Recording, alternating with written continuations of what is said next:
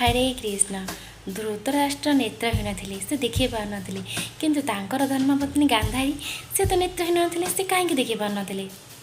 हस्तिनापुर राजा हेबा समय धृतराष्ट्र पितामह भीष्म धृतराष्ट्र विवाह प्रस्ताव नहीं गांधार राज्य को जाइतिले।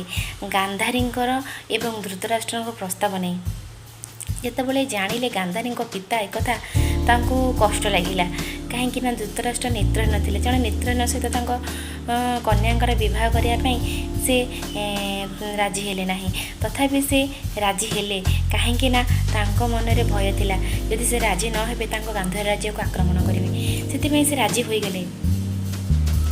जितेबाला गांधारी एक जानिले तांकर जहाँ सहित बह हेब सी जड़े नेत्रहीन बोली से बहुत कष्ट लगिला। जिते कष्ट लगिले भी से राजी हेले एवं से निजे मध्य आखिरे पट्टी बांधि रहिले, कहीं से कहले जड़े नेत्रहीन को आउ जड़े नेत्रहीन ही बुझीपर, जड़े नेत्रहीन हृदय को आउ जड़े नेत्रहीन ही जापर, से राजी हो गले।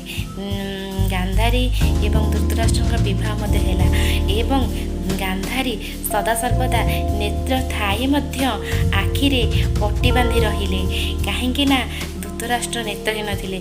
सेथिपाई तांकर जेहेतु तांकर पति नेत्रहीन, सेथिपाई तांकर पत्नी नेत्रहीन हेबा पाई से सदा सर्वदा आखिरे पट्टी बांधि रहिथिले।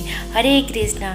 जदा जदा हि धर्मस्य ग्लानिर्भवति भारत अद्भुतधानं मधर्म सिद्धात्मानं सृजाम्यहं परित्राणाय साधूनां विनाशाय च दुष्कृतां धर्म संस्थापनार्थाय संभवामि जुगे जुगे। हरे कृष्ण।